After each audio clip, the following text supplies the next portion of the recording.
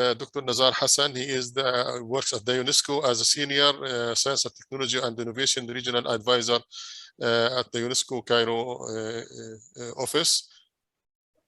The floor is yours, Dr. Nazar. Thank you, Mr. Chairman.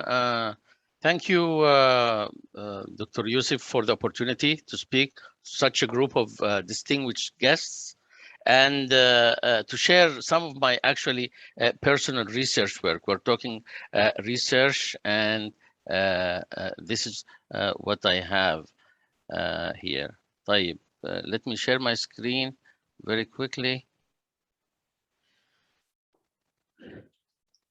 Okay, my speech today will address what we will agree to call the most important contemporary issue today. And this comes, 6 years after the adoption of the 2030 Sustainable Development Agenda by all countries of the world. Most importantly, we will look into the possibility of achieving sustainable development by 2030 in most developing countries, and of course, including the Arab region. Very quickly, we will cover what is going on in terms of the current processes for implementation of the 2030 Sustainable Development Agenda, together with what are the factors that actually make us consider sustainable development as a complex problem.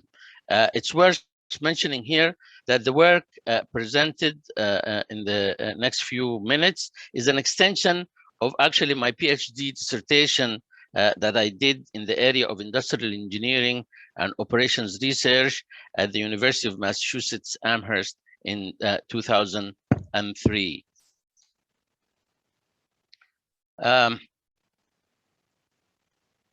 Okay, in terms of the situation analysis, we need first to ask ourselves a really provoking question here, whether the 2030 Sustainable Development Agenda is realistic and practical to achieve. And after taking some 2 years plus worth of research, my answer is yes, indeed.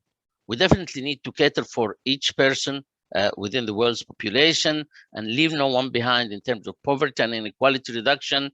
We need to safeguard the Earth's biodiversity ecosystem. We need to offer education, health, nutrition, food for all, basic services, industrial development, and the list goes on. But as a researcher, what I really find impractical is the methodology that we're currently following to search for solutions for the SDG implementation.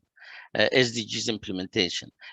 Studying the interactions between the 17 SDGs with its 169 targets.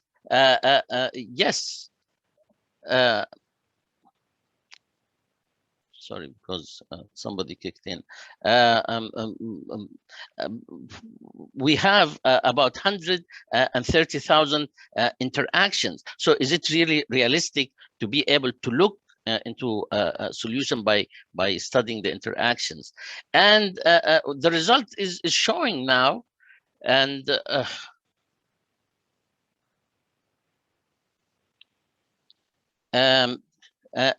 the results actually started to show as the United Nations Interagency Task Team on sustainable, on science, technology, and innovation for the SDGs, acronym IATT, has decided to advise the member countries in their 2020 report to try to select the most important few SDGs for each country to try to achieve, instead of addressing the SDGs as one package.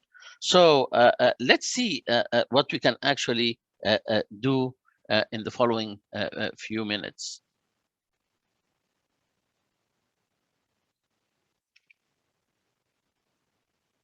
It's not turning, I don't know why.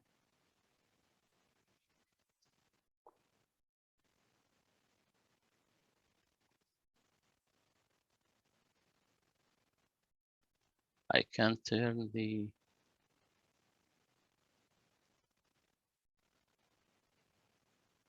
Okay.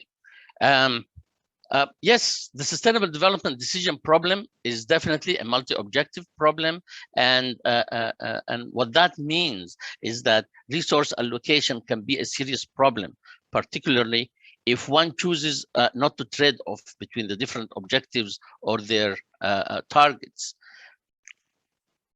The sustainable development decision problem has a level of complexity and that renders this type of problems as an ill-defined problem. And this is due to the fact that they have a set of characteristics that and this is the important piece, is that it necessitates to address the solution in certain ways according to the optimization theory. First, the whole problem is inherently unique, taking into consideration each special case of the problem, and it should be treated as a one-shot operation. They say that there is no structured way for its modeling mathematically. Indeed, there is a high level of interaction between its different objectives and targets, and we mentioned that. So the problem is rooted within many disciplines, and its solution requires a wide range of tools. So the main solution approach that I'm taking here will hence be to design a new conceptual framework and utilize it to allow for the reduction of the problem by regrouping the many goals and targets according to its special environment, as in developing countries, and this is key. And we will see that it will require a specially tailored set of coherent policies, measures, policy instruments, and even new systems and approaches. And indeed, the solution requires the use of partnerships and coalition formation, which are seen as complex vehicles for delivering practical solutions to the societal and community issues. For our problem, the environment has been selected for developing countries, and hence, to start, we would like to investigate what needs to be done in terms of major actions to ensure sustainable development in these countries. Global reports have identified 4 major actions for national governments and international community to focus on. These are, first, you need to implement social protection measures and systems. Second, access to the poor to basic services. Thirdly, you have to develop the appropriate infrastructure. And the fourth set would be to have and develop the sound and practical policy frameworks. It's quite interesting when you look at those, because you realize that these are actually these 4 are actually among the targets of the SDG 1 regarding poverty eradication. So now, if we take these 4 actions and regroup our 17 SDGs with its 169 targets around it, we can easily come up with a new conceptual framework through which we can formulate the sustainable development decision problem for DCs. And don't worry about reading this 3 coming slides, because I'm gonna give you a visual of it. This is what we have been trying to do. For the infrastructure and innovation technologies set, we have identified the targets within the 17 SDGs that belong to that group. Here we have the group that belongs to the policies and policy instruments, and last but not least, the set of targets that actually belong to the special services and programs within the 17 SDGs. Now, this is the visual of it. And what we see here is that our problem space will still address all the 17 SDGs, focusing on the targets that fall under the 3 mentioned subgroups. The total targets hence drops from 169 to 48 targets only. But and this is also an important point, that the synergy that will be created through the solution will spill over and cover many other targets, but without putting the burden on the problem model or the solution process itself. And this is one great advantage for this solution modality. This will hence allow us to subgroup the SDGs in 3 categories, namely the basic rights and services category, and these are 7 SDGs, and they are represented here by the yellow circle. The green economy development SDGs, and these are 9 represented by the green circle, and mainly tackling the infrastructure part, and the partnership development and revitalization set represented by the blue circle, and basically consisting of all required policies, policy instruments, measures, systems that will successfully and in a seriously smart way allow building robust partnerships in the areas of finance, technology, trade, capacity building and training, governance, with high level of institutional coherence. For the sake of the model, the outer you go indicates that the SDGs of the inner circle will be implemented as a pre-design condition within the SDGs of the outer circle. Again, let me put it off.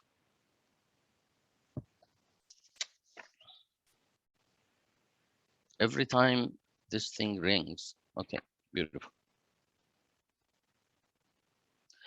For many of you, you might still remember that in 1987, the Brundtland report of the World Commission on Environment and Development made a strong statement that the goal of sustainable development would require the tools of a wide range of intellectual disciplines to be employed. And I'm quoting here, economics, ethics, engineering, and a host of others. It's funny that during our research phase, this proved to be very true. And we were also able to identify a set of must-have tools to be able to reformulate our problem and rigorously seek to find an optimal solution for it. As you see here, we ended up with 5 tools: group decision making, and that would actually expand the feasible region of our solution, customer-based project management, optimizing the total value of the project, strategic management, which is actually the art of realignment of interest groups when you're forming coalition or partnerships, and it makes the strategic planning process issue-focused, selective, opportunity-seeking, and highly interactive. This work proposes a particular multi-criteria group decision-making that is interdisciplinary and integrated, okay, and that can be effectively applied to the a wide range of complex development projects. The new conceptual model reduces the problem, as I said, into 48 targets and successfully regroups them in 3 major categories. And these tools, the 5 tools you see, facilitate finding the optimal solution of our problem. So what are we up against? We are seeking a mechanism that have the ability to analyze and manipulate technical data to transform the many standalone activities under the selected targets into one or more grand project alternative that would essentially satisfy all of our 17 objectives. We hence end up with a very efficient algorithm that we call the modified dynamic strategic fit algorithm for solving our problem in developing countries. And by way of mentioning, the original dynamic strategic fit algorithm was actually designed in 2003 and successfully implemented to address the energy problem in Sudan. Algorithms are actually easy to solve once you have them designed through 3 main steps as shown here. And this is basically what the algorithm is supposed to do in a nutshell, finding the set of alternatives S that is actually at the intersection of all the selected 48 targets. Okay. Now we start initiating the algorithm by actually identifying the major development requirements, and these were the 4, and we ended up actually putting them as appropriate infrastructure, social protection measures, basic services, and so forth. And I don't gonna bother you with the details of the algorithm itself, but item 11 here is important because it utilizes the level of creativity and innovation that is required among the panel of experts to solve the problem of finding such activities that meet the requirements of multi-targets. Again, activities that meet the requirements of multi-targets at the same time. And of course, the criteria for alternative feasibility is when at least one activity under each selected target is part of the solution. And of course, using the final payoff tableau below, you can actually easily rank the different possible alternatives using a simple utility function, and it will also give you the opportunity of comparing the cost of the different alternatives. One important issue that was embedded in the utility function is that the weight of each selected target under each function has been set to unity. And that would mean that all targets addressed are equally important. This will ensure a balanced solution in terms of its economic, environmental, and social dimensions. Now, this is actually an example of the outcome of step 11, and it's kind of very interesting. There was a huge list of not what needs to be done, but also how it's done. And let me just read four very quickly here. In terms of finance, it referred us to use the cooperative governance and financial model to run the proposed Technopolis and bring families into the radar of financial institutions. In terms of technology, minimum land use for infrastructure was a requirement for cost effectiveness and efficient utilization. And for example, the building's design was actually would include community meeting space, satellite, SDGs, technical knowledge and education utilization, satellite hubs, schools, kids parks, sport, playground, hospitals, marketplace, aquaponics for nutritious food production, renewable energy generation, brackish water desalination, water efficient gadgets, well-designed wastewater and sanitation facilities, dining commons, and locally manufactured furniture using environmentally green material. And you know, just under technology, you find that you are actually meeting the requirement of at least 10 to 11 SDGs there. Capacity building showed us that we have a resource that is not utilized, and unemployed college graduates can be capacitated and trained as the required critical mass of technical force and practitioners, and deployed back into their rural areas to support the efforts of SDGs. And of course, rural villagers to be trained on relevant TVET skills to resume one of the many jobs facilitated by the new community setup. And last but not the least, I would like just to mention that under multi-stakeholder partnerships, local cooperatives with global private sector for localized mass production and development of SMEs, creation, and the microfinance would be facilitated by the fixed address. Each of those poor families will have within the housing projects. Now, one of the outcomes of the algorithm was the design of what I call the pro-poor sustainable consumption and production systems standard, which is intended to support the creation and development of a new fully green economy that is completely detached from environmental degradation, as well as any use of natural resources, and this is important, that the current global different economies compete on. The pro-poor SCP system standard is a direct outcome of the step number 11 in the algorithm. You see in it a bit of engineering, material design, biodiversity, green procurement, optimal resource allocation, and waste management. These are actually some of the examples when implementing the algorithm, and also there are direct impact of step 11 in the algorithm. I'm not going to go through this, but we can actually definitely talk more if needs be. But here I want to stop at the development of semi-urban rural housing projects that are fully furnished by a local e.g. environmentally green material. And you know, we went actually further, and we kind of put that in perspective. And behold, this is what we actually got. Such a building. Imagine that such a housing project with a few high rises can actually replace a number of villages with all services included. I mean, like the 17 SDGs are embedded in this kind of housing. And the material.